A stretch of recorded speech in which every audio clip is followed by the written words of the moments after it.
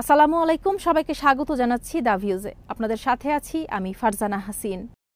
শুক্রবার ইরান ও মিশরের পররাষ্ট্রমন্ত্রীরা দ্বিপাক্ষিক সম্পর্ক উন্নয়নের বিষয়ে আলোচনা করেছেন। উভয়ে দ্বিপাক্ষিক সহযোগিতা জোরদার করার জন্য বিশেষ করে আঞ্চলিক ও আন্তর্জাতিক ক্ষেত্রে এবং দ্বিপাক্ষিক ও বহুপাক্ষিক পর্যায়ে পরামর্শ ও কূটনৈতিক প্রক্রিয়া অব্যাহত রাখার জন্য তেহরান ও কায়রোর দৃঢ় ইচ্ছার কথা ব্যক্ত করেছেন।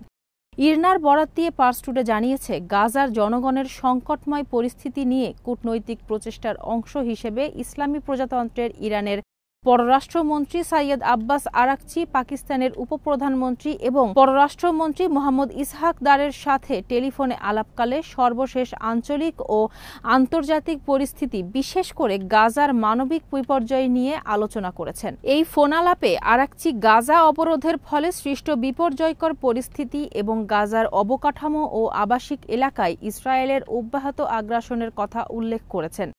তিনি গাজার জনগণের কাছে মানবিক সহায়তা পৌঁছে দেওয়ার এবং ইসরায়েলের অপরাধ বন্ধ করার জন্য সমস্ত আন্তর্জাতিক ও আঞ্চলিক সক্ষমতা, বিশেষ করে ইসলামিক সহযোগিতা সংস্থাকে ব্যবহারের আহ্বান জানিয়েছেন। ইরানের পররাষ্ট্রমন্ত্রী পশ্চিম তীরে দখলদারিত্ব বিস্তারের ইসরায়েলি সংসদের সাম্প্রতিক সিদ্ধান্তেরও সমালোচনা করে তিনি এই পদক্ষেপকে ফিলিস্তিনিদের পরিচয় নির্মূল করার দীর্ঘমেয়াদী প্রকল্পের অংশ বলে মন্তব্য করেছেন। আরাকচি বলেন, গাজায় হামলার একই সাথে ইসরায়েলি সংসদের এই পদক্ষেপ ফিলিস্তিনিদের ভূমি এবং জনগণকে সম্পূর্ণরূপে ধ্বংস করার ইঙ্গিত দেয় এবং এই পরিস্থিতিতে মুসলিম দেশগুলো চুপ থাকতে পারে না। এই টেলিফোন আলাপে গাজার মানবিক পরিস্থিতি সম্পর্কে উদ্বেগ প্রকাশ করে মিশরের পররাষ্ট্রমন্ত্রীও জোর দিয়ে বলেছেন যে মানবিক সহায়তা পাঠানো এবং রাজনৈতিক উপায়ে সংকটের অবসানের জন্য ইরান এবং অন্যান্য মুসলিম দেশগুলোর সাথে সক্রিয়ভাবে সহযোগিতা করতে পাকিস্তান প্রস্তুত